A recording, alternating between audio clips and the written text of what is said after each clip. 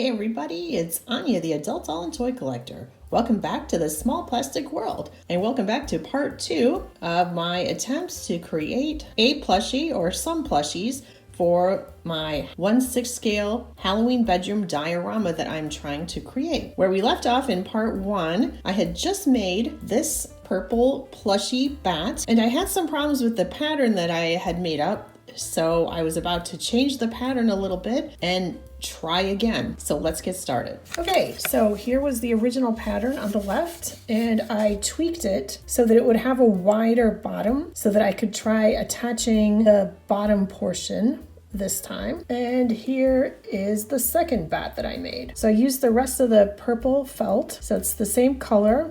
And I also used white buttons for eyes. This time I used white thread, and I remembered to add the wings when I should have, so they're attached, but I do wish I'd made them just a little lower. They're kind of high here. I had a really tough time stuffing the ears, so they're not super stuffed, and the bat is just plain on the back. And I did attach the bottom panel that I originally cut for the previous bat, and this bat can sit up by himself. And here is the second bat with a doll, kind of the same. This one sort of makes me think of those ugly dolls, so I guess this might pass for sort of a homemade version of one of those a little bit. So here is our original bat on the left. It just looks like one big purple mistake. And then we've got the bat on the right, which still looks kind of wonky, but I think it's a noticeable improvement. And I kind of also want to make a ghost because I think that will be way easier. So let me put some of that stuff together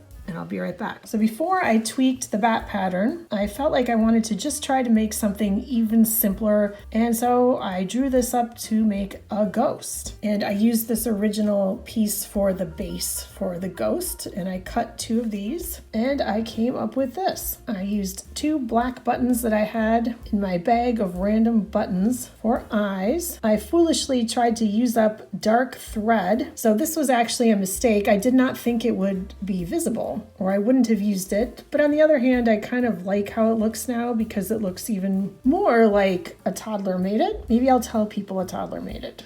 Well, you all will know the truth, but other people won't. And then I just cut out a base using this pattern piece from the bat and attached it. So I think it's cute. I think it'll work in the diorama, but you know, if it doesn't, maybe I'll just put it with my Sasha dolls because I think it would look okay. Or maybe I'll put it with my Halloween decorations and just sneak it into a display and see if my husband says anything. Maybe I'll tell him I paid like $50 for this and see if he flips out. Comment down below if you'd like to see that footage. Just kidding. Plus, he knows I'm cheap, so you'd never believe it. And here is a doll with the ghost. Looks kind of goofy.